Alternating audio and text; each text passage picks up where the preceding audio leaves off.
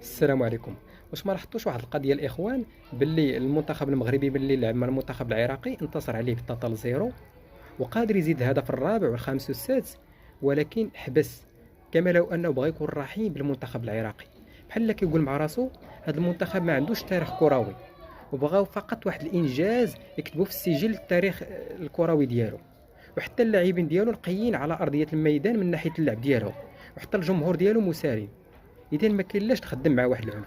اما المنتخب المصري واحد المنتخب اللي كيطاول عليك بالفم ديالو، بحال الا كيقول لك باللي حتى الانجاز ديالك في المونديال كان فقط صدفه، وباللي انا المنتخب المصري لو انني تاهلت للمونديال كنت غادي نوصل كاع للفينال علاش لا، والدليل على ذلك هو الالقاب اللي حققت في افريقيا. هنا بحال المنتخب المغربي ديك الزعامه ديالو ما بغات حتى شي واحد يزعزعها، وبيثبت للعالم باللي هو اقوى بكثير من المنتخب المصري، وجاتو الفرصه وهنا ضرب المنتخب المصري بعنف باش تبقى للتاريخ.